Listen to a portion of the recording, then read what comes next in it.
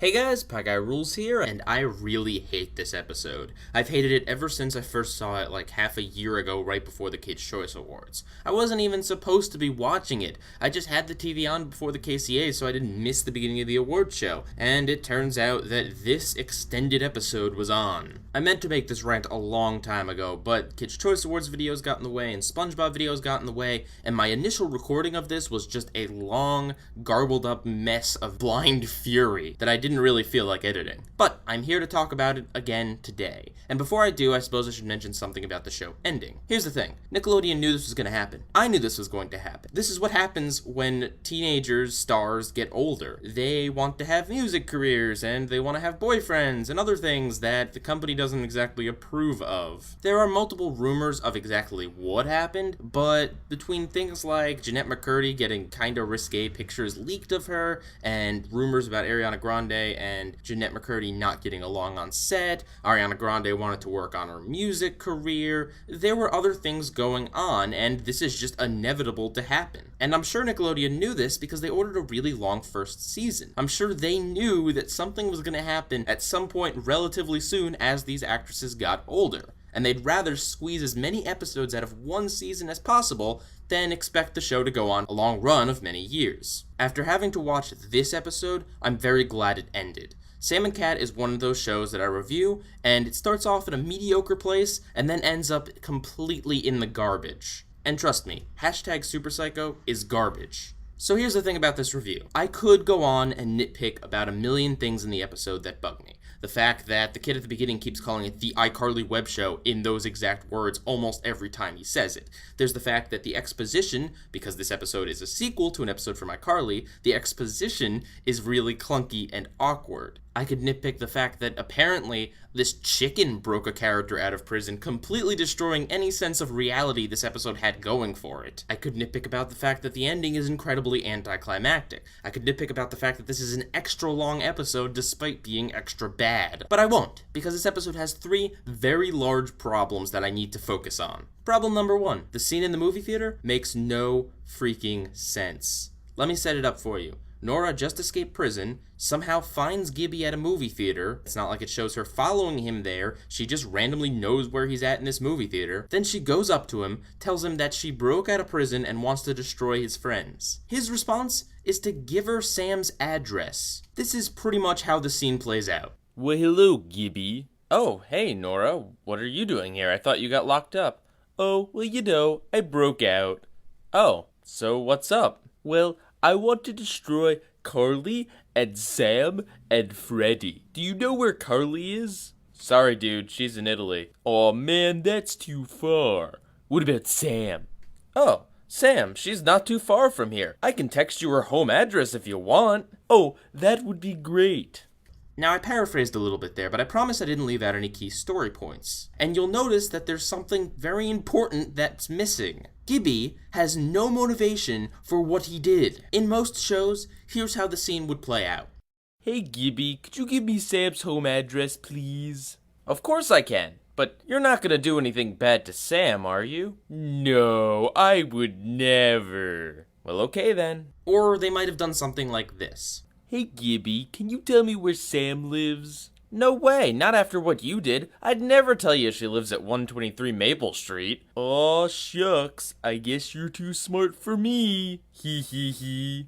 Yes, those would be pretty stupid reasons for a character to do that and ultimately make the character incredibly stupid, but at least it is a motivation, at least it is an attempt at comedy. I don't know what this is. I mean, if anything, Gibby acts almost positive at the fact that she says that she wants to destroy his friends. Does Gibby want Sam to die? I mean, I get that she was a bully, and to be honest, I don't really know much about Gibby from iCarly. Maybe they had a horrible relationship going on. But even still, it doesn't feel so much like that's what they were even going for. I don't know what they were writing for this character. He has literally no motivation in this scene, and that's a pretty basic part of storytelling and directing. I mean, she's acting almost like oh man, the word's escaping me.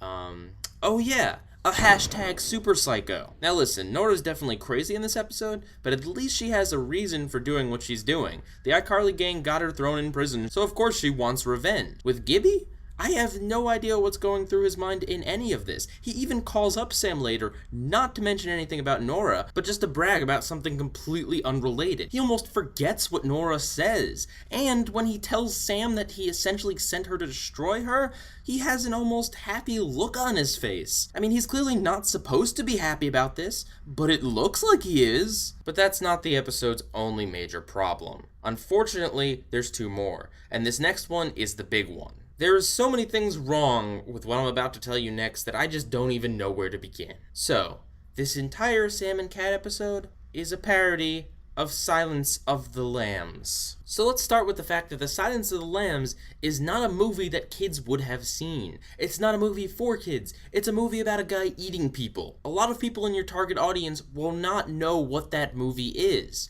I'm sure some do, I'm not trying to discount that, but I'm just saying this isn't something like referencing SpongeBob, where all the kids and anyone who watches this show on Nickelodeon knows what SpongeBob is. Secondly, there is zero reason for this parody to be here.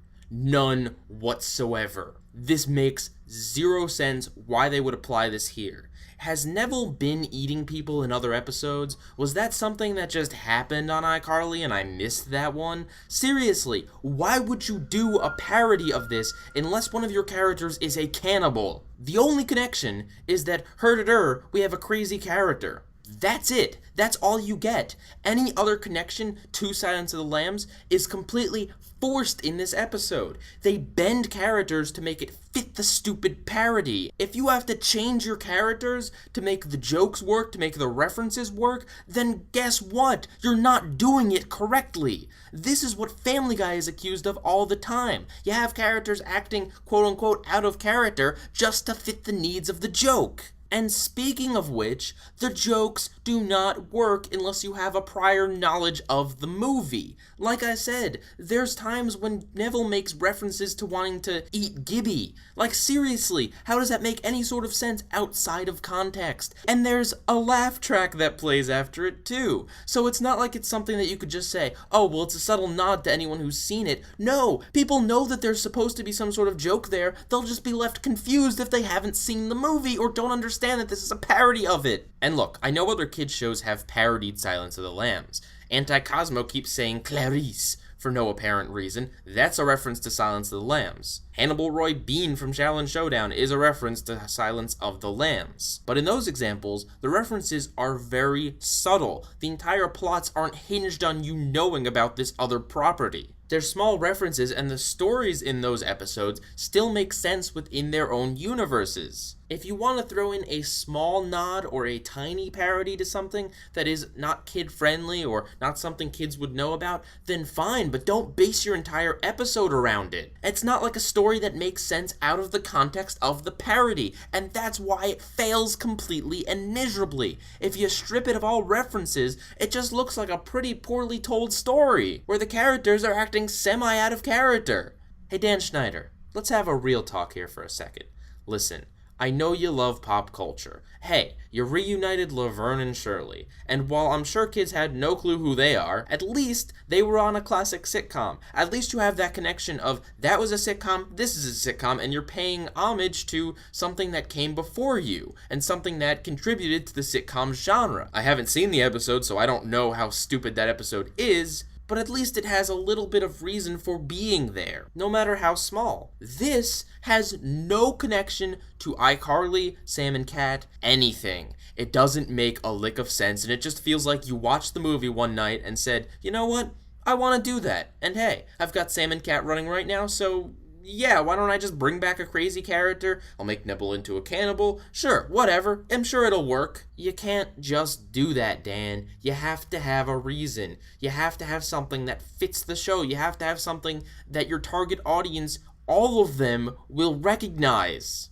And lastly, and this is a big problem, but it doesn't need much explanation, this episode was very clearly made to cash in on the people who still wanted to watch iCarly. It features 3 characters from that show returning, as well as the fact that the only moments that are funny and or come close to funny are when Neville makes a joke about how no one knows what happens to Carly's mom, and about how Crazy Steve appears in this episode. Yeah, locked up in the Nut House dungeon with Neville is Crazy Steve, wearing a face mask because apparently it would make kids' minds explode if they realized that Carly's brother was also a crazy guy on Drake and Josh. The thing about Carly's mom is funny. The thing about Crazy Steve could have been a clever reference, but really it falls flat in the context at which it shows up. It'll be surprising, sure, but it just feels a bit out of place. I mean, aside from that, there's no other references to Drake and Josh. This isn't like a big celebration of all of Dan Schneider's shows. It's not even like they bring in any elements from Victorious, which would actually make sense.